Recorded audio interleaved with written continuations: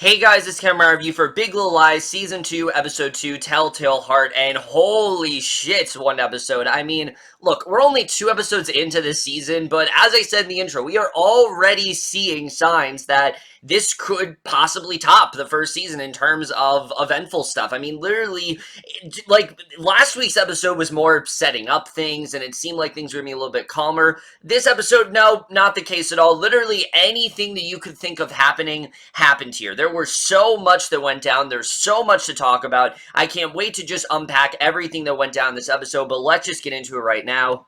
So, with an episode like this, where so much is going on, literally every character has some sort of part to play, there really wasn't a single character that didn't have something big going on this week. It can be a little bit hard to really figure out what to discuss first, but I think we'll talk about the least, the person that had the least amount of drama going on, and that, of course, is Bonnie. Bonnie, I still am loving what they're doing with her character, and Zoe Kravitz, I mean, she is just killing it this season. I love everything that she's been doing. But this week, of course, we see Bonnie. She's still very closed off. She's still acting very weird. Madeline and all of them, they don't really know what's going on. They know obviously that the paranoia and stuff like that is getting to Bonnie. She even talks to them about how the lie is going to get them all, which, I mean, yeah, we're already seeing signs that this lie that they're telling really wasn't that great. There's a lot of stuff that just isn't really making a lot of sense, and you can see Bonnie is just not willing to go along with it as much. But you also see Nathan, who,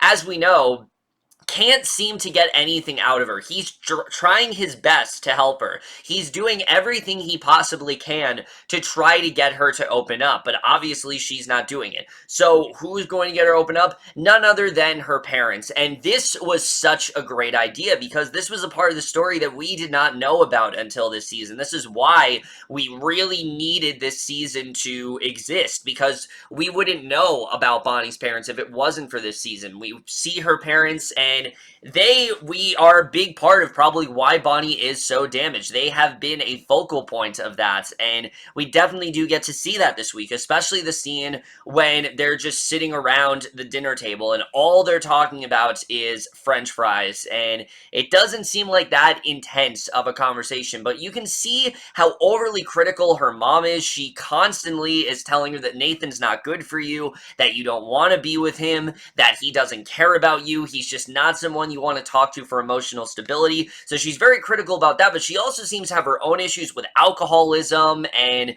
she seems to have these weird, like, visions and shit. So yeah, you can see why this would be very damaging for Bonnie. You can see how this would cause her to end up the way she is right now. And then you have her father, who just doesn't seem to care at all. He seems to just kind of be dancing around everything, and we don't really know what's going on there, but I thought that was very interesting. And what I like about this, though, is that this is not ruining Bonnie and Nathan's relationship. It's not completely sabotaging it, even though we see Sky as someone who is very worried about that. The two of them are trying to make things work. Bonnie wants to be with Nathan. She doesn't want this to ruin her family, which is why she sends her mom away. She doesn't want her mom to tell her that, Nathan isn't good for her. She doesn't want to hear it. She wants things to work out between her and Nathan, and I think it can. I think these two, they can have some sense of sustainability. I'm not sure about all the other couples this week, but as far as things go for Nathan and Bonnie, out of all the couples, I see things going all right for them. I see things heading in a positive direction, even though, like I said, I feel like Bonnie, she's just going to continue to unravel throughout the season, and we're already seeing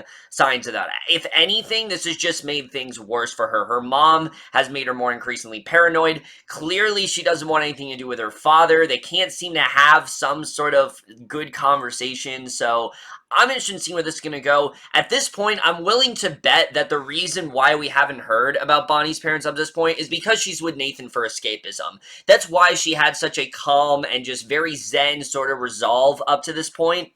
It's mainly because she was trying to escape, and she was very peaceful, but now that this event has happened, something has triggered her. Something from her past has clearly caused her to feel this way, and I don't think it's just her, pushing, Perry. I know in the book, of course, they talk about Bonnie having to deal with abuse on her own end, and I think we're already seeing signs of that. Her mom is very emotionally abusive. Her father clearly is not doing much of anything, so I'm sure we're going to see more of this, and I'm very happy that we're getting more from her. That's, again, I have to say, I'm continually loving the expansion of Bonnie's character. This is a character I didn't really care all that much for in season 1, but this season they are really doing everything they can to get me to love this character, to get me to really care about her as a character, and I think between Zoe Kravitz's acting and the masterful writing they're just doing some fantastic work with her, and I really love everything we got with her this week. I thought it was very well done. However, perhaps the most shocking stuff in this episode is where we end up going with Renata, which this came out of nowhere. Like, holy shit, I was not expecting them to go in this direction. And this is the perfect example of how Big Little Lies always tends to subvert my expectations. They'll have a story that I'm really not that fond of, and then they suddenly get me to do a complete 180. I mean, last week I really was not into the idea of, oh, Gordon is this alcoholic and he is really starting to harden and it's really ruining their relationship. But now that we actually see where it's going, this could actually be a really great story for Renata and could potentially alter her character in a way that we haven't seen before. Because at first, things seem to be going okay for them. Renata's talking about how she's going to have this, she's going to be on the cover of this magazine and things like that. And I thought it was a really smart move to have Renata at a moment of peace, have her in this calm place where things seem to be going all right for her. And of all the characters this season, things seem to be going all right for Renata, minus the alcoholism with Gordon and things like that. Things seem to be going really well for her. She didn't have to worry about Amabella anymore. But right when it seems like everything's going well for her, everything in her life just suddenly starts to crumble. When Gordon is arrested, we find out he's being basically investigated for a fraud investigation or something like that, which already is really bad for Renata considering the lie that they're trying to tell. This could also very much hurt her because Gordon is already being looked at by the FBI. They can then, trace Renata back to this or something like that. So this just is not good for her at all. But of course, we also find out that Gordon has tipped off this guy who I guess has given him this loan. He's sold everything, like all their money and things like that. It's going to be gone by the end of the year. There's no way Renata can do anything about it. And just that moment where she's talking to Madeline and you see that rage inside of her talking about how she's had to work for this and how she's been rich, not because she, this was something that was ascribed to her, something that she, this was something that she's always been. No, she worked for it. She worked for it. She really did put the work into become rich, and it's something that if it is taken away from her, she is definitely going to feel like her entire life is being stripped away. And there's that great moment where Gordon is trying to reconcile with her, but she's not having it. She kicks him out of the car, and I do not see things going well for these two at all. And honestly, Gordon did it to himself. He should have known that this was going to hurt Renata. He should have known that this was going to, definitely going to have a negative effect on them, but it doesn't really seem like there's much he can do about it. I'm sure we're going to find out more of what's going on, because it's still we very vaguely know, like, what actually happened here. It seemed like there was, like, some guy that he was involved in with some loaning, and I don't really know, but either way, this is definitely going to hurt Renata, and I am all for an arc where Renata actually loses her inheritance. She loses her rich stature, because a big part of the show has been the daily problems that people who are upper class have to go through. And one of them is maintaining that sense of, status, maintaining that sense of, maintain that sense of being someone who is looked at in a social way, someone who is well known to people. And that's something that Renata is. Renata is someone that people look at and they want to emulate. And if this is suddenly just taken away from her, I can't imagine what this is going to do to Renata, but I'm very excited to see where this is going to go. Laura Dern acted the hell out of this episode, and again, I mean, her going from the socialite that she is right now to potentially someone that is a lot less fortunate and someone who isn't financially stable, That's something I'm very interested in seeing and what effect that's going to have on her. If she's going to be able to hold on, if she's going to be able to handle this, what's really going to happen to her? Is this going to be frowned upon? Is she going to lose people? I mean, I can only assume that what she has now, it's going to be threatened. I mean, is Amabella going to be able to continue to attend the school? Remember, Otter Bay is not cheap. Otter Bay is something that they are very much, this is something that, again, it's like a very prestigious school. So are they going to be able to go there? I mean, there are just so many things that I'm questioning at the moment. And I think definitely for Renata, this is very much going to hurt her in the coming weeks. But again, I can't believe how Big Little Lies has completely turned me around. Only 2 episodes in, but they've completely turned me around on a plot line. And I love where this is going. This is completely uncharted territory for this character, but I am all for it, and I cannot wait to see where this is going to go. This was definitely something that I don't think any of us expected, but now that it's here, it could very well end up being one of my favorite plots the entire season, and I love where it's going. And I mean, that moment especially where Renata is talking to Gordon in jail and she tells him, I will not be rich. This is something that she cannot conceive of a life in which she is not of some high stature, where she is adored by everyone. This is something that she just is not able to think of. It's something that she thought she'd have forever, and it being completely taken away from her, it's going to be heartbreaking to watch. But like I said, I think it's really going to alter Renata as a character, and I'm very interested in seeing really where that is going to go. But Laura Dern's acting, I mean, she's so good in this role. And look, she was great in season 1, but I really do think she is going to outdo that performance for sure. I already am loving what we're getting with her way more than I did in season 1. Season 1, I liked her a lot. I liked the clashing between her and Madeline, but this season we're really exploring her in a different way, and I really am loving where it's going here. So now I want to get into really the major stuff in this episode, and that's everything going on with Celeste, but also with Jane. These two, there's a lot going on with them. For Celeste, of course, it's still her reeling over Perry's death, and I love the way this season is really capturing that.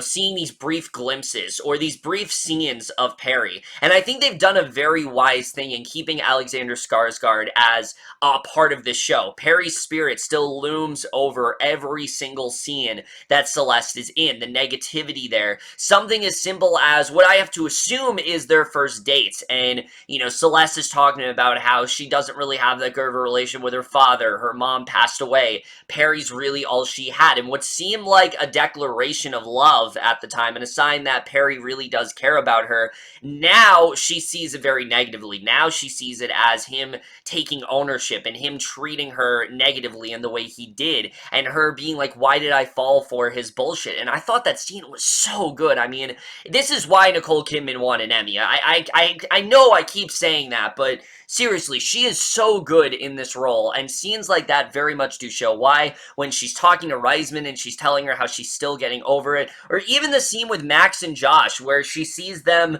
just fighting, and she sees the volatile way that they're talking, and she realizes that they are starting to be negatively influenced by Perry, and she does not want them to become like him. And I thought that scene was so powerful. The way that Mary Louise was acting in that scene, I mean, just so much great stuff going on there. But let's talk about Mary Louise, because already this woman is going from someone who is genuinely very kind and really does want to help Celeste to someone who is far more hell-bent on getting answers, and someone who is becoming a lot more confrontational. And we're already seeing that here. I mean, she's questioning Celeste about literally everything. She finds out that there was another woman in the picture, and she immediately thinks of the worst. She doesn't think of Jane as someone that can help Celeste. No, she sees Jane as someone who saw this as something that was right, and that Jane had issues of her own, and that she slept with other men and things like that, which obviously we at least we think we know is not true. And I like where this is really heading, especially when she's grilling Celeste at the end, where she talks about how, you left some things out, you were planning to leave him and things like that, and you can really see how this is starting to affect Celeste. And again, I have to say, every single scene that Mary Louise is in, I am just so utterly terrified of her when she's talking to Madeline and she tells her that, you know, 1 second she seems really nice, but she also is this monster. I mean, Mary Louise is literally seeing through everything, and we saw in the promos that she is going to go to Quinlan, she's going to ask her what's going on, so she's not falling for their bullshit, and we're already seeing how, you know, she's not just going to let them get away with this. I think Mary Louise knows that there's something more going on. She knows that there's something that Celeste is keeping from her, and she's just not going to let her continue to, you know, not let her in on what's actually going on. Now, yes, obviously there is a part of Mary Louise that I think does want to help Celeste when she, you know, was encouraging her to go to the police and tell them about Perry's abuse and things like that. Because, you know, obviously Celeste does open up and let her know that, yes, I was abused, but it doesn't seem like this is Mary Louise being nurturing. This is more her saying, I need these answers. You know, I need to know what's actually going on. She knows that Celeste left some things out, and you can see her starting to turn against her a bit, and I think we're going to continue to see signs of Mary Louise going from someone that wants to help Celeste to someone who is doing anything in her power to protect Perry's legacy and to not assassinate his character in that way, even though he has done things that are quite heinous and have done things that are quite wrong. In her mind, you know, she just cannot think of her son in that way, and you can definitely see that. She holds him very close to her heart, and I think that definitely is going to ruin all of the work that these women have done to protect themselves in the end. I think we're definitely going to see that crumble. So that was definitely hard to see. But of course, the big thing this week is what we get with Jane and Celeste. There's a moment where Max and Josh just randomly ask Celeste about their brother and about their, you know, the other brother that they have, because they know that obviously Perry had another child, and it turns out that Chloe ended up telling Ziggy about it. Chloe told Ziggy about Max and Josh, and obviously Madeline's not happy about this, but there's nothing that Jane can really do. The moment where she goes to Ziggy, though, I thought was so well done. Now, like I said, Ziggy obviously knew what was going on, but the questions that he's asking about what's, you know, what really happened, and if that really was his father and things like that, it's such a beautiful scene, especially knowing that Jane doesn't have to hide this from him anymore, and finally can get this off of her mind. It's kind of it's just a weight off of her shoulders. I mean, this is something that she has repressed for a while, and seeing Jane in a legitimately good place, which, like I said, Jane is really the only character right now that seems to be in actually a really good place, and I don't think it's going to stay that way, but for now, it seems like things are going okay between her and Ziggy. Even though she didn't want him to know until he was older, at least she doesn't have to lie to him anymore. And that moment where you see Max and Josh and Ziggy and they're actually getting along, it's actually quite sweet. It's really great to see these two actually enjoying themselves and actually seem to be enjoying each other's company. I don't think it's going to last, because Max and Josh, we already see, are rebelling, even though they are questioning Celeste about, you know, was our father a good person and things like that. They still seem to be rebelling, and I don't think that's just going to go away. I feel like that's just something that's going to get worse and worse over time, but I really did love what we got with them here, and I thought that was definitely very well done. But I am very worried about Celeste, because we can already see that her guilt, but again, also her regret, is really starting to get to her. There's that car crash in the beginning where she still doesn't know what's going on there, so this could get really bad for her, and I don't really know how much farther this is going to go, but I'm also afraid of, like, how much farther this is going to go, especially when you have someone like Mary Louise on your tail who's just constantly on you and constantly wants these answers, and there's so many things you just can't tell her just to protect yourself and your friends, and you really do see how this is affecting her, and I'm very interested in seeing where this is going to go. And in terms of technical stuff in this episode, I mean, there's so much to admire here. This is Big Little Lies in top form in terms of technical stuff. I thought that the writing was just so superb here. So many great lines, especially the scene with Mary Louise, who, again, that should be Meryl Streep semi-clip. Like, when she's talking to her about how she wants to help her, but also how she left some things out, it just shows the bait and switch in Mary Louise. She's someone who can be so nurturing in 1 second, but then she can be so utterly terrifying to the point where she's almost interrogating Celeste in that way, and I think she's just doing such an excellent job.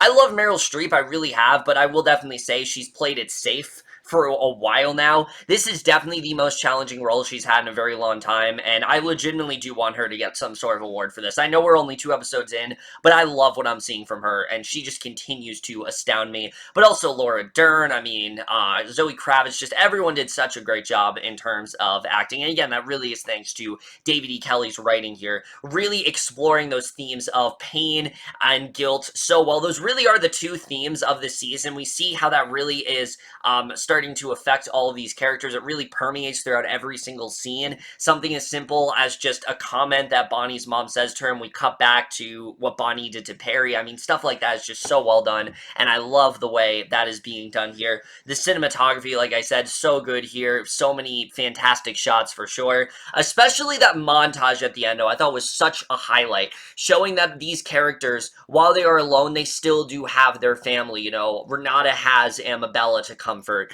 Obviously, Celeste has Max and Josh, and we see Jane and Ziggy and them starting to sort of become an extended family in that way, and I like where that's going.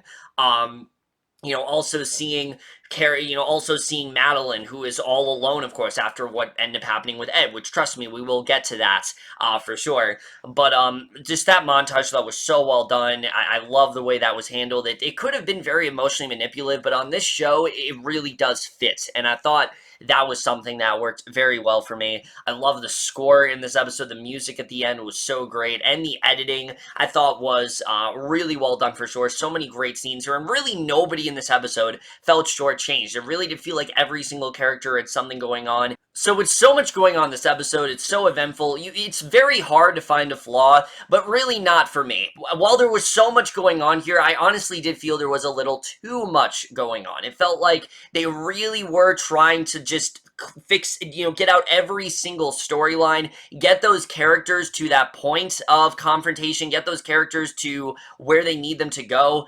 But the stuff with Madeline and Ed finding out about Madeline and Joseph's affair, yes, it was a matter of time, but I do not think this was the episode where it needed to happen. Despite that great montage, I just did not think it needed to happen in this episode. It felt like that could have happened in the next episode for sure. I will say, the way that scene was done, though, was fantastic. I was very happy that Abby did not deliberately tell Ed about this. She simply thought that Ed was not there, and they were having this conversation, and Ed just happens to overhear them, and suddenly what seemed like a great marriage between those two is completely destroyed. Ed basically tells her, look, I don't want anything to do with you. I think we're done. He really wanted to be a father to Abigail. He considers Abby a daughter, and I like seeing this. It really does debunk a theory that people have had, that Ed is not as good as he seems, and I've heard a lot of people have that theory, and it does not seem to be true here. I do think Ed is sincere when he talks about how much he cared about Madeline, and how much he really was making this work, and how much he really was looking to Abby as a daughter, and Chloe as a daughter. He saw them as a family. He didn't see himself as just the stepfather. He really did see himself in playing an active role in the family, and he did love Madeline, but her being unfaithful is just something that he cannot live with. He's not just going to let her get by, and I like that. I like the fact that he's not letting her get by. I like the fact that he's just not, going to put up with this. He tells her that they're done, and I don't know if they are completely done. I don't know if there is a way to reaffirm their relationship, but the scene with Madeline all alone, her having to face what she did, was devastating, and it shows why Reese Witherspoon is so good in this show. It's why I think this is one of her best characters she's ever played. I think she's so great in this role, especially, again, that just very sort of can-do attitude she has, and seeing all that being stripped away,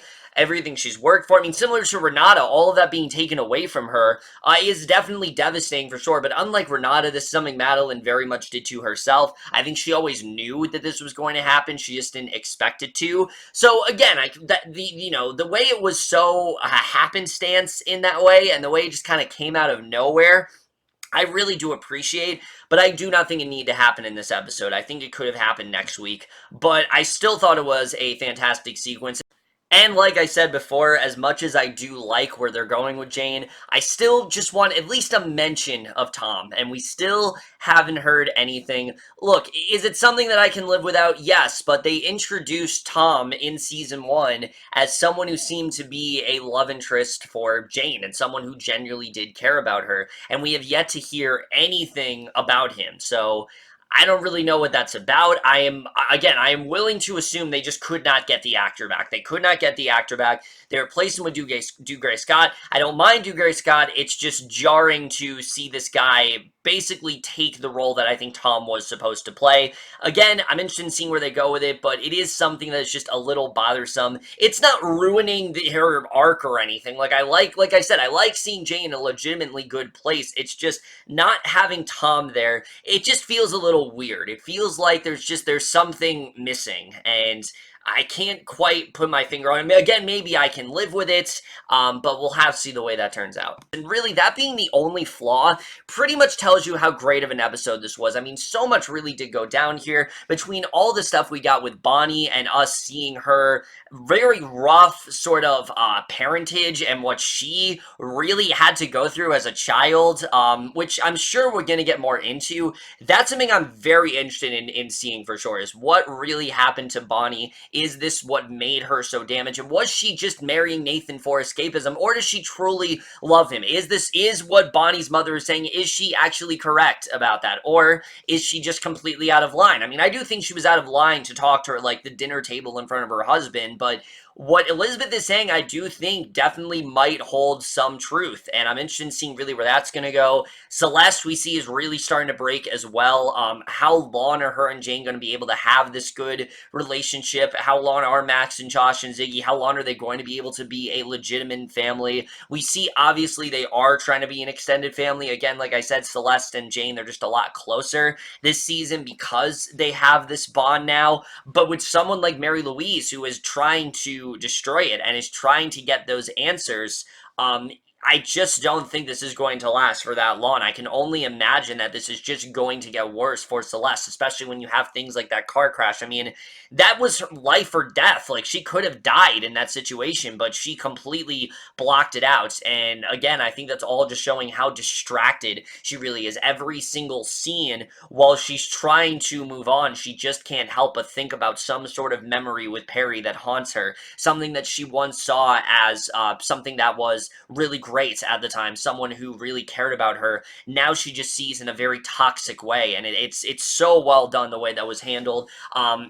The stuff with Madeline, I mean, I'm very interested in seeing really where that's going to go for sure. And I like that we didn't focus on Madeline and Abby wanting to go to college. I'm glad that that's not the main plot of this season. I'm sure it is going to come back into play at some point, but I like that Abby is serving sort of a larger purpose here, because now we see Abby really does feel bad for what she did, and I'm interested in seeing really where that's going to take him. I feel like if anything, it's going to take Abby and Madeline's relationship and it's actually going to bring them closer together, because Abby was the only person who knew, and you can see that Ed is very hurt about that for sure, but I'm interested in seeing really where that is going to go, especially since this is very much threatening Madeline's relationship. And then Renata, I mean, what a crazy development we got there, and I'm very excited to see where that is going to go. The idea of just everything being stripped away from her, as heartbreaking as it sounds, it's a very compelling idea. It's something that I never thought we would get with this character, and again, it's another sign that this show needed this season too. I don't know how you can watch these 2 episodes and still tell me, oh, this season is not needed, this season feels unnecessary. No,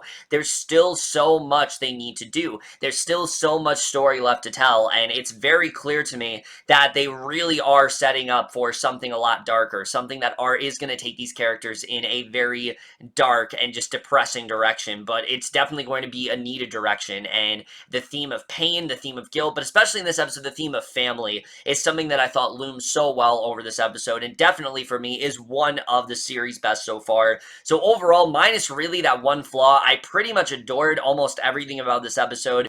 And I'm definitely going to give this episode of Big Little Lies, Season 2, Episode 2, Telltale Heart, overall, in A. So over, guys, my review of this week's episode of Big Little Lies. Most guys saw this episode overall, left your thoughts in it. What do you guys think of the season so far? Of course, I would love to hear your thoughts about that. Do you guys agree with my predictions? Again, Big Little Lies is a show that subverts my expectations all the time, so I feel like a lot of what I'm thinking it could happen, just not in the way I think it's going to happen. We'll have to see the way that all turns out. But that's it for this video. Hope you guys enjoy it. We'll see you guys in my next video, and we'll see you guys for that. Okay, bye.